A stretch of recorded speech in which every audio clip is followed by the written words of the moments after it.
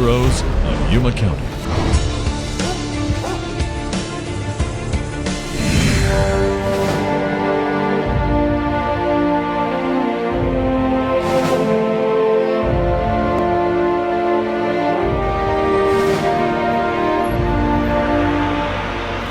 Fidel Cabrera with the United States Border Patrol. Talking about the K-9s, they have an extremely high drive. For them, while the time they're here is when they're busy, they're playing. This is more of a game to the animal. They're just looking for their reward. When they're at home, completely calm. It's kind of dull for them, so they want to be here at work for them. So that's what he's doing now. That's why they're always walking. They're always working. Name is Justin Callinger. What I was saying earlier was that in the mornings there's usually between 50 and 100 labor buses that come through that come and help and pick all the lettuce and things, and the agents have to check and make sure every one of them have their documents or U.S. citizens, which usually ties up an agent or two for quite a bit of time, and that is on average to include the 10 or 15,000 vehicles that come through here daily. So we're pretty busy here at this checkpoint. A lot of times people will come over here because of a K-9 alert or agents just doing a further investigation. Somebody that's not stopping after their agents direct them to stop in the secondary inspection area.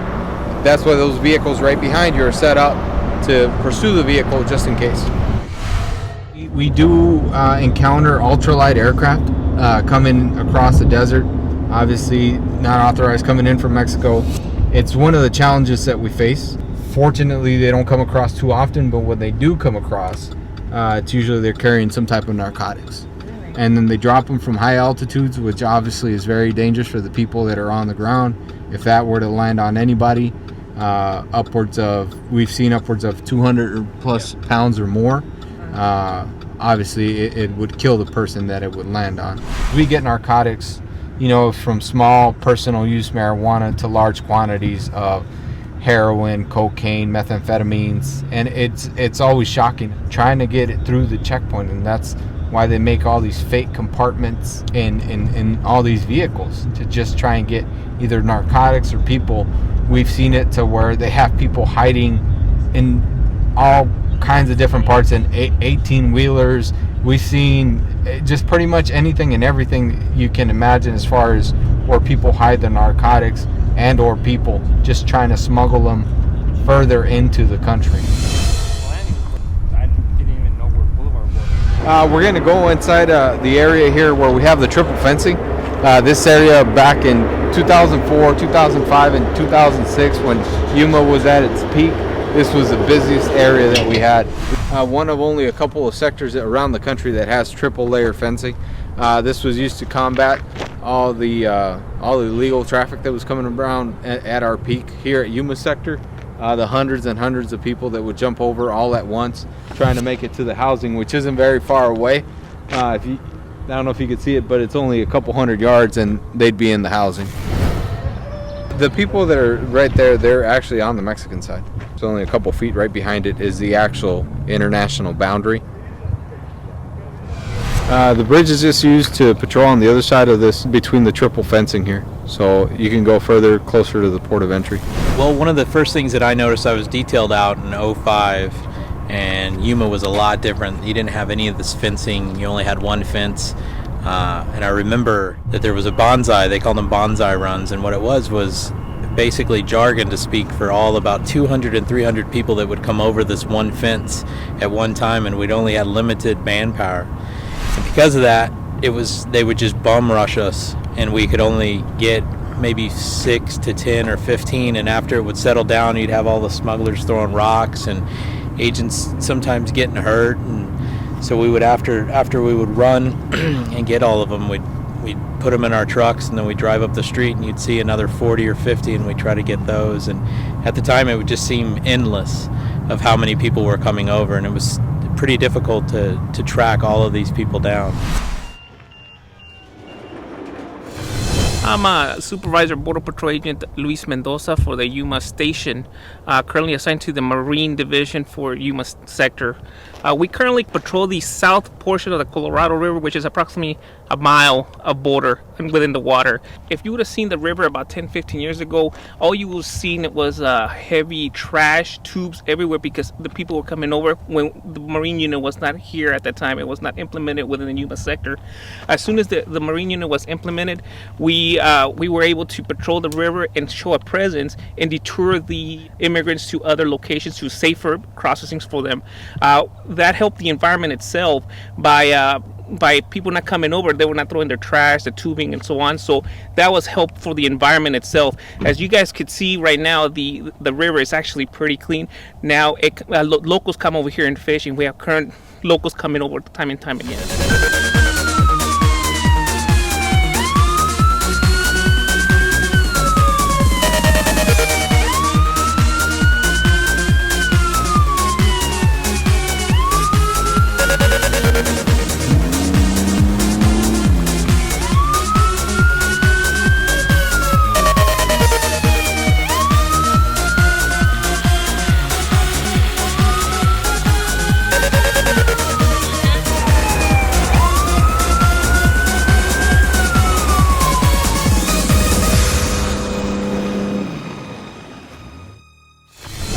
What we're looking at here is it's a rescue beacon. The rescue beacon is utilized for people that either get lost, stranded, confused, turned around in the desert. They may need some type of help either getting back to their vehicle, whether it be a U.S. citizen, if it's an illegal immigrant, if they've been walking for many days and they got lost, turned around, or without water, and that's what these are utilized for. You can see like it has a little diagram on it. All they have to do is press a button and we'll be here as soon as we can. There's many rescue beacons in this area, and the buttons have been used at least hundreds of times. They've saved many lives. They were developed here in Yuma. There was a tragic event that happened in 2001 where many people died a couple mountain ranges over. My name is Wesley Birch. I'm the Special Operations Supervisor for the Yuma Sector K-9 unit. These are the different types of dogs that we use. Primarily our dogs are utilized at the checkpoints. That's where they seem to work the best. And you can see from these various pictures, we found a variety of different types of compartments. It goes from finding concealed humans in specialized compartments at our checkpoints to finding several different types of narcotics, and including special compartments such as this one. This was actually one of 4 metal containers that was in a vehicle that was found in all 4 tires. All 4 tires on the vehicle actually contained these metal boxes which were filled with marijuana. Over here is a battery that mixed in with other batteries, looks all the same. However, it's utilized to smuggle contraband as well. What we have here is an oil pan. This was actually up on a vehicle. This was an operational vehicle. It was driving down the highway just like you and I do. Dog alerted to the vehicle in primary, sent the vehicle over to secondary. Through the good detective work of the K-9 handlers, they were able to figure out that only this portion of it was an actual working oil pan. This part of it, this oil, the gears, everything that needed to make the vehicle function were actually in the oil here. The rest of this contained methamphetamine and cocaine. Earlier last year, we got a hay truck, and this hay truck contained almost 500 pounds of marijuana in it. This is something that's common. It comes right through our area all the time. Again, it's very much teamwork of the K-9 and the handler. Our dogs are trained to find concealed persons as well as the odors of marijuana, cocaine, heroin, and methamphetamines. And that's what they're looking for at the checkpoint. First and foremost is concealed people. And that's, again, here's a perfect example of that, where these 9 individuals were actually locked in this compartment, if you will. There's a load of wood that was on a trailer, and these 9 individuals were in there. Had this vehicle been in an accident or something else tragic occurred, could have cost the lives of these individuals. Without the K-9, we might not have been able to apprehend that at all. And the pre-primary position is going to be he's down from the primary agent utilizing his dog. Like I mentioned, we can't possibly search or view every single vehicle that comes through there, but the dog's able to go through and sniff every vehicle that comes through. So the dog's positioned in the right spot, the vehicle comes up and the dog alerts to this vehicle. The agents go over and they get it over into secondary and they start looking at this vehicle, and what they soon discover, and after talking with the driver of the vehicle, story's inconsistent, giving some funny answers, combined with the dog alert, they start looking around into this vehicle, and they find what it is when we pull this bed off of the truck, in here is a false compartment. They had actually raised this. It contained a little over 53 pounds of cocaine. That again, without that dog and the teamwork of the dog and the handler, we might not have been able to get. K-9s are tremendously important here. They can detect things that no agent can detect. They are much like our technology. They make our agents much more effective. If I could have enough K-9s to have them out in our pre-primary lanes and our primary lanes at all of our checkpoints all the time and still have K-9s out in the field, our agents would be very much more effective. But they're very expensive for us. They're expensive to train, they're expensive to maintain. But to my mind, they're worth that cost.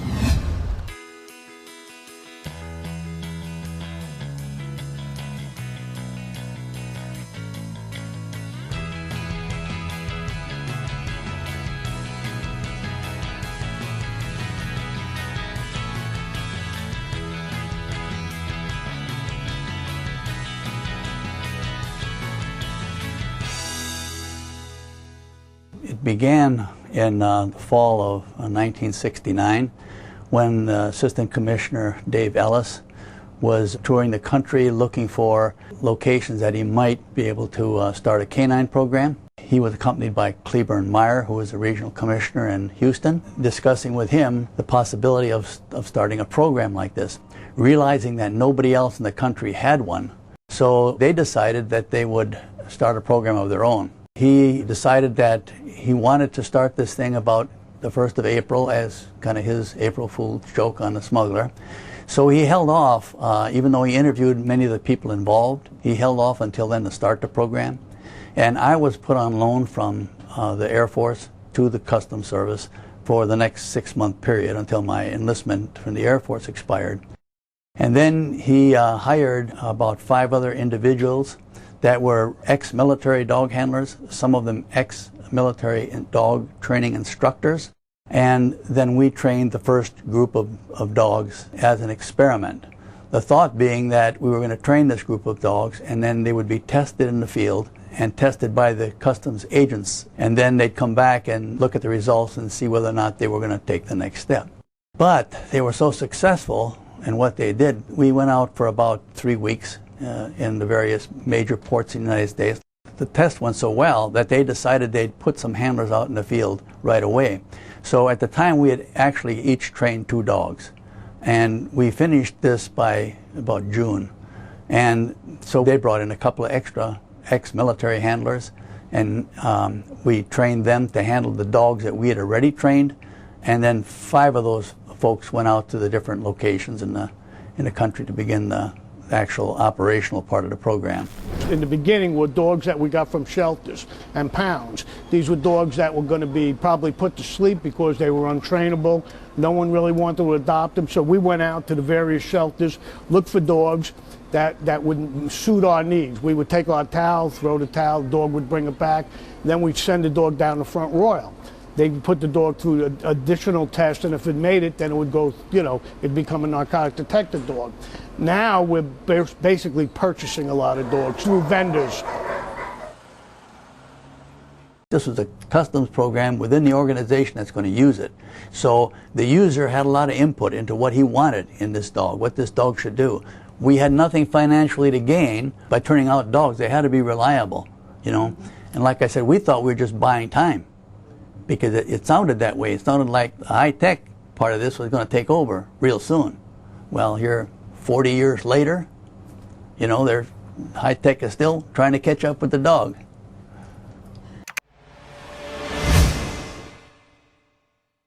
Peter Rice with the Yuma County Sheriff's Office. I've been a canine handler for the department This is my K-9 partner, Paris. He's a 4-year-old German Shepherd. Year to date, we've probably seized over approximately 4,000 to 5,000 pounds of marijuana. Just recently, we had a seizure of 85 pounds of cocaine, 44 pounds of methamphetamine. So far, that's what we've assisted other agencies in the seizure of those narcotics in the area of Yuma County. On a monthly basis, we conduct about 16 hours of training with the U.S. Border Patrol. It's a mandatory 16 hours that we do a month. So we'll go to Yuma Border Patrol, which is located on Avenue A, and we'll do our narcotics training, which consists of real-world scenarios where we search vehicles, warehouses, livestock areas, residential areas, luggage lineups, which are some of the few areas that we train in. He's trained to find the odors of marijuana, methamphetamine, cocaine, and heroin.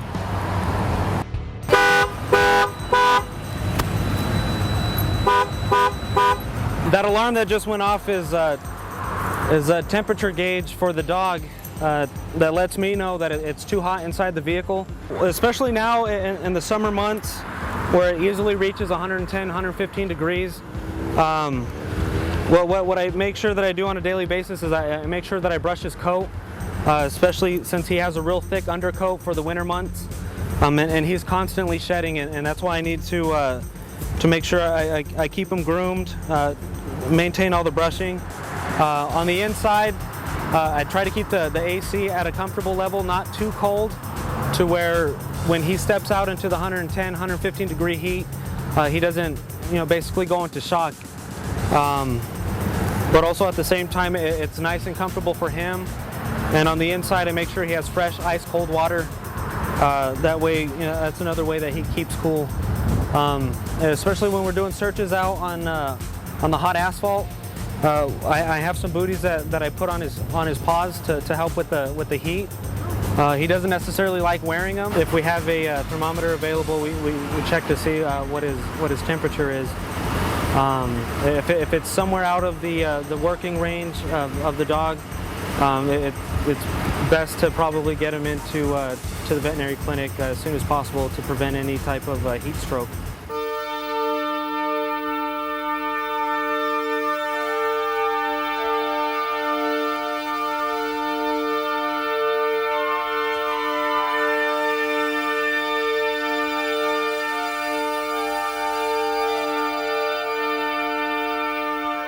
YPD, the city of Yuma, city of San Luis, city of Somerton. It's all police agencies within Yuma County that patrol. YPD will patrol. The city of Yuma. Somerton will patrol their area, and San Luis will patrol their area as well. But they're not just restricted to those areas. If something were to, something massive were to happen, we're all here to help each other.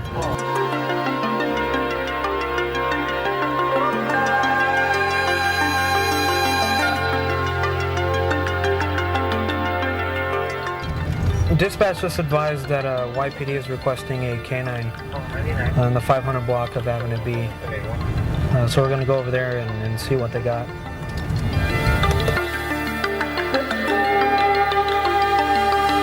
Well, YPD requested a K-9. We arrived, did a K-9 sniff of the vehicle. The dog did alert to the driver's side door. And then inside the vehicle, the dog alerted to the center console and underneath the driver's seat. While we were searching the vehicle, there was a little bit of a green leafy substance, which is consistent with marijuana. Real small little bits and pieces, otherwise known as shake. We found that in the vehicle. The guy that they were talking to apparently was using his brother's name and not his real name, so he was giving the YPD officers a false name and false date of birth. Why is he doing that? We don't really know yet. He's going to take him over to Border Patrol and try and get his identification, since he's being untruthful to us. So we'll see how that goes. Mandatory to maintain our certification, there's a mandatory 16 hours a month of training that must occur in order to maintain your certification. What Paris and I will normally do is either in the beginning of the shift or towards the middle, I'll put a training aid out and conduct a mock search, just so that it keeps him motivated and it keeps him, willing to search and to do that work. That way he's not feeling like 10 hours have gone by and we haven't found anything. So it's just a real good way of keeping his energy boosted up, and a good way of keeping him motivated. He has a change of body posture and increased respiration when he first encounters the odors he's been trained to detect. So his as you can see, he's got a different body posture than what he normally does. This right here that I'm holding up is his reward toy. Seats, keep. Good dog, good boy, good boy, good boy. This is his reward, this is his paycheck, this is everything that he lives for. Well, one of the things that's real imperative is you check the wind current, and that's basically going to determine where the starting point is going to be in searching the vehicle, and also you do that to ensure you're working as effective as possible. You're not overworking the dog. My job is to help him find his toys. Right now he is on odor. He has reached source. Teat.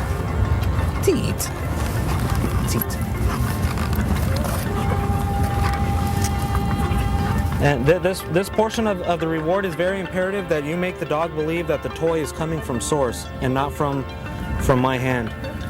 Ooh. Keep. Oh, that's a good dog. It's going to be these 2 packages of marijuana.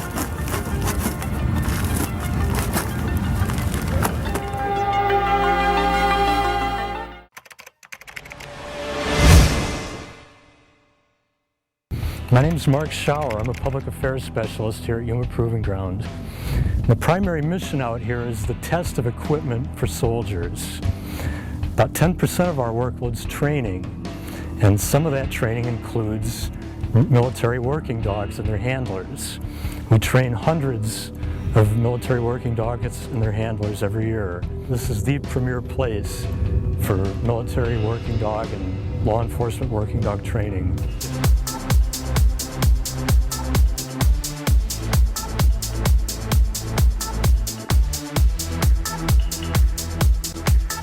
My name is Frank Ward. I work for Von Lick Kennels out of Indiana, and today this team here, we're training these guys to actually go out and be able to find IEDs. IEDs are the landmines placed out on the side roadways that do all the, when the convoys come through, preventing any kind of explosion going on. So these teams are actually in their 6th week or 7th week of training. They're out here today doing what we call road clear.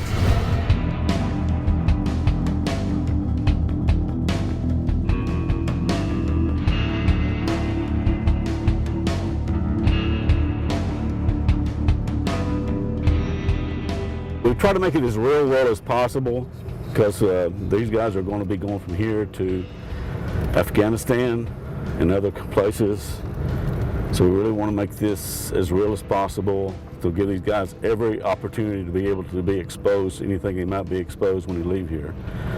The weather conditions are really close to ideal. We've had some extremely hot days and we've had some sort of mild days. So right now, these are basically, it's not even 100 degrees yet, so it's not a bad day. She's got a Belgian Malinois. She's a tactical explosive detection dog. I've been working with her for about 9 weeks now. Had her since day 1 of training. Love it. She's 3 years old. The handlers are constantly on top of the dogs, giving them water. They carry extra water for the dog. They got their own special collapsible water bowls they got on them now. They got their little spray balls they carry to keep their nose clean. They got, all this stuff is part of their gear. In other words, to be a dog handler, They got, not counting the gear they usually carry, probably 20 pounds more just for the dog, or maybe more.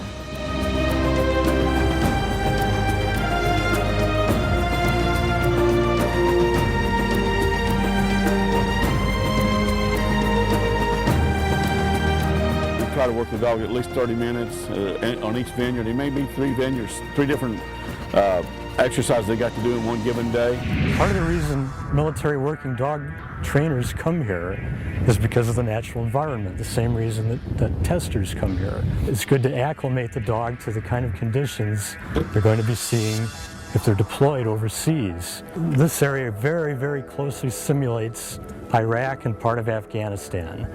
In fact, men and women who have been deployed to both places say that if you blindfold them and drop them here, they might think it's actually Iraq or Afghanistan.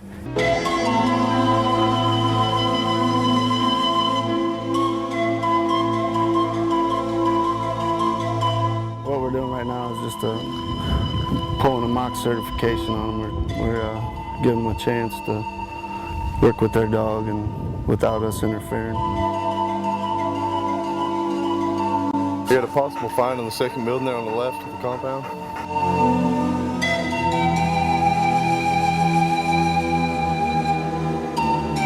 Well, right now he's continuing the search. He's going to continue to clear the buildings, clear the area, because weapons cache could be anywhere.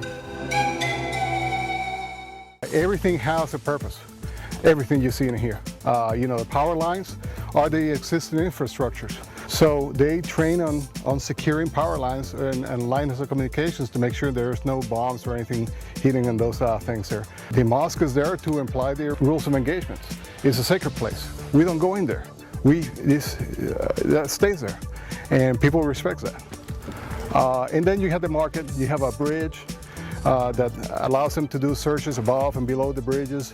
There's different type of tasks and skills they have to accomplish in that. A lot of the vegetation that you see here is was not here before. We put it here for a purpose. The dog, we're trying to tell him to do something, his primary sense of feeling is his nose. So by introducing the different type of vegetation, it's bringing more odors to the environment. We've been working on this area for about 5 years to make sure that we have a current replication of what they need to train.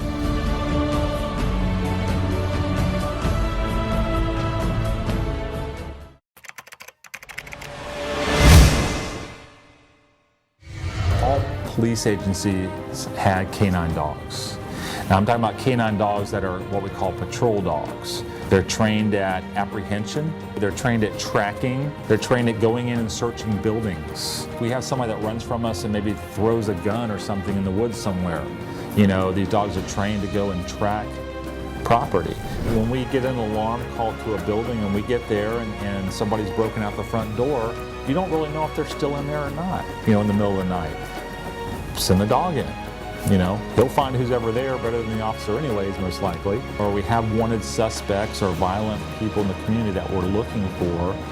You know, what's better than a dog to track, you know, when they run from a dog to track and catch them and apprehend them. My name is Officer Morgan Patterson with the Yuma Police Department. I have a 3.5-year-old Belgian Malinois. His name is Grumpy. The other service dog that you'll see, his name is Troy, and he's handled by Officer Sean Bledsoe. Both of our dogs came from Holland. They were sport dogs prior to our purchasing them. They both, Grumpy and Troy, have received over 500 hours of training along with Officer Bledsoe and I. Their skills involve narcotic detection, personnel apprehension, which would be in the facet of a building search, a vehicle search, an area search, residential search. What Officer Bledsoe and Troy are doing right now is just basic obedience.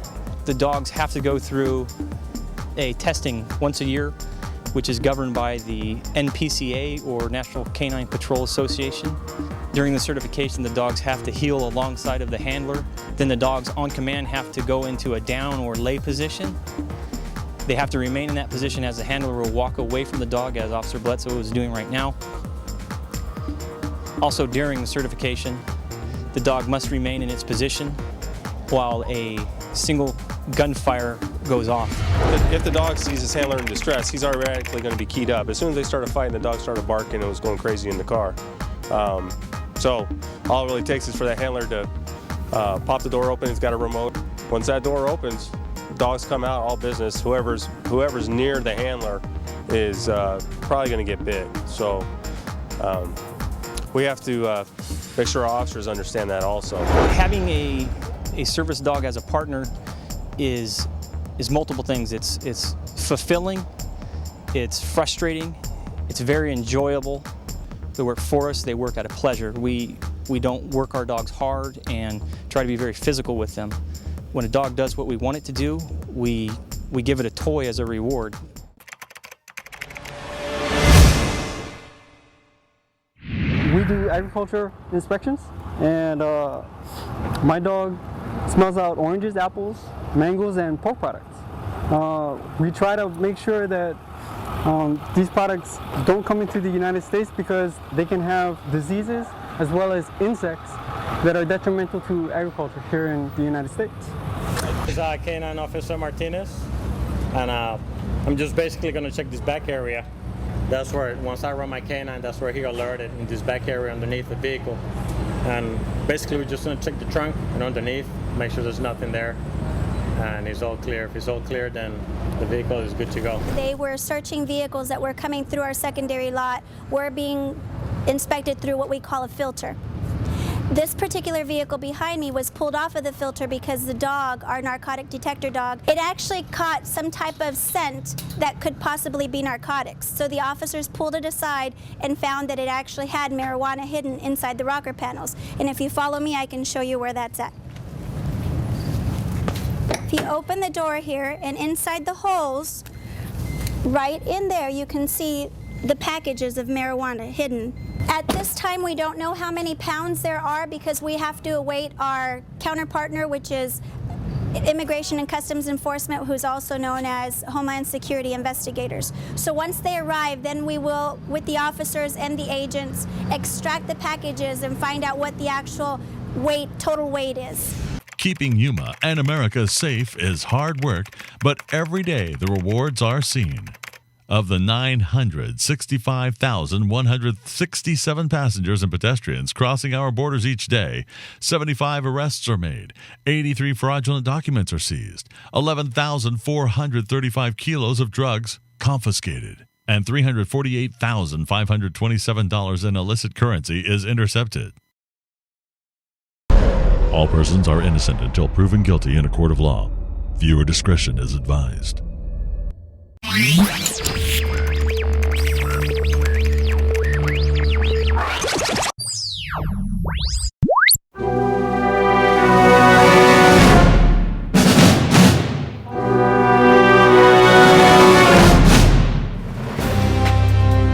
Channel 1 and the heroes of San Luis bring you a special in-depth tour of the San Luis Regional Detention and Support Center. This 450-bed medium security facility is located in San Luis, Arizona, approximately 20 miles south of Yuma, Arizona, and is contracted with the U.S. Marshal Service and U.S. Customs and Border Protection. We'd like to introduce you to Warden David Rivas. Good morning. My name is David Rivas, and I'm the warden for the San Luis Regional Detention and Support Center here in San Luis, Arizona. I've been in this business since I was 18 years old. I joined the Marine Corps in 1974 and entered the field of corrections. Since then, I did 20 years military corrections, and then I entered the private life. I've done 36 years total in the corrections business. I've worked in private prisons, military prisons, and government prisons. I was a warden for the state of Arizona. I was a warden of the Lewis Complex and Douglas Complex until I joined community education centers here in San Luis. The San Luis facility is a privately run prison. It's actually owned by the city of San Luis, but it's operated by Emerald Companies out of Shreveport and Lafayette, Louisiana. Altogether, Emerald Companies has been in business for 13 years. We have a total of 6 facilities under operation with about 3,500 inmates under our guard. We contract private prisons for U.S. Marshals, Immigration Customs Enforcement, and local and county governments. We have facilities in Louisiana, Texas, New Mexico, and here in San Luis. What are the differences between private and public prisons? In private prisons, we actually enter in partnerships with local, state, and federal governments. For instance, here in San Luis, we are assigned as the operator. The actual agreement is with the U.S. Marshal Services in Yuma, Arizona. What is unique here also is that we also house U.S. Marshal inmates from the state of California, from Southern California.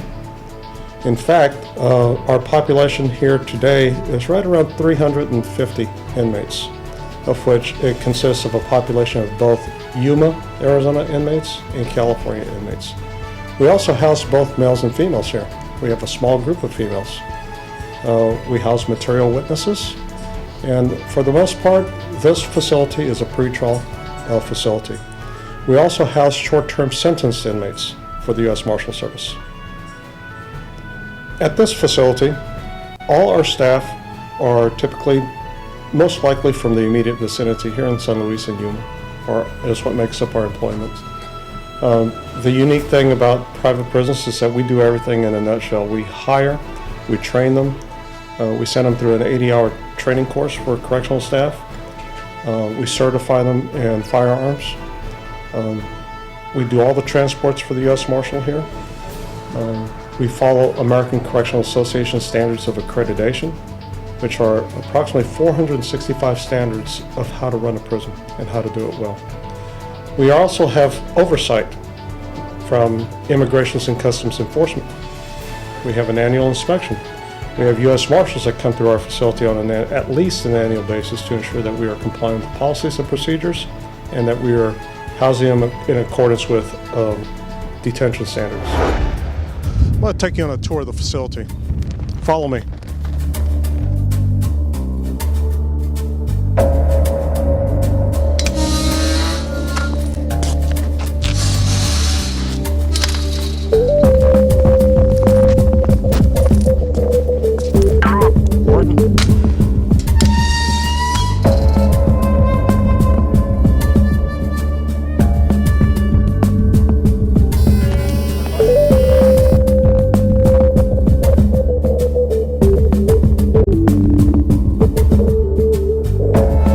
This is a control room. In any institution, the control is basically the brain of the institution. It is from this area that all accountability of staff, inmates, equipment, keys, radios, they maintain an official log in this area. What's our current count, sir?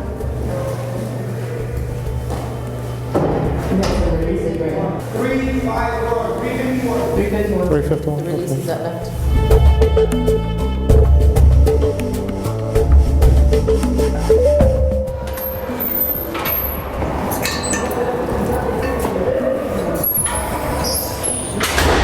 This is the intake area where we process inmates in and out of the facility.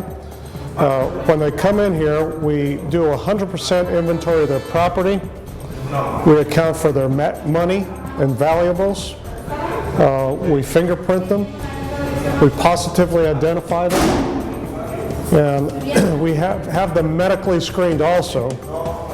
Once they have gone through the inmate processing, the classification, and medical screening, then we move them to a house in the facility. The same process takes place on the way out. We bring them up here, we positively identify who they are before they're released. We account for their property again, they sign for their property. We issue them either cash or a check with whatever funds are left in their valuables. And we give them whatever jewelry or valuables that they came in with. They come in civilian clothes, we change them out, we give them underwear, clean clothes.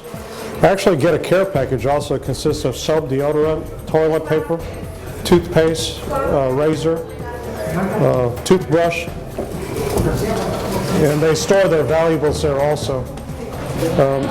In reverse, when they're getting out, they go through the reverse process where they give us back our property and we give them back their property.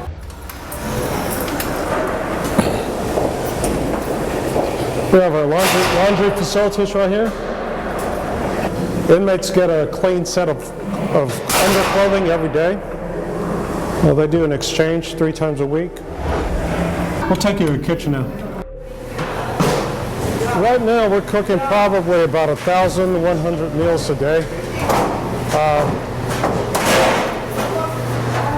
This is kind of our bakery right here. Making cookies, probably. Now, she's got a 5-week cycle menu. Every 6 weeks, you go back to week 1. That kind of changes up the menu of what they get. Now, this diet is signed by a registered dietitian. So it has to follow national standards, has a food analysis, a nutritional analysis attached to every meal, so that if an inmate has a sodium intake issue, they can cut back on their food however they design. You'll notice that this is also a knifeless kitchen. I'll take you to medical now. 23 new bookings today. Oh my gosh. So Mr. Acosta was working on getting the TB PPDs administered so that we can get their TB status. If you have somebody that's showing symptoms, what do you do? Isolate. And we isolate them here. We have actually 8 reverse negative pressure rooms, meaning that they go into the room, into the cell, and the oxygen that they breathe stays with them. Very unique setting. Most prisons don't have one. The state of Arizona prisons don't have any. We do medication pass twice a day. We go out to the inmates. We take carts of medications and take them out to the inmates. And we do sick call every day. That's how the inmates get medical care. They fill out a request, they come and see the nurse, and we take care of what needs we can that doesn't require a doctor.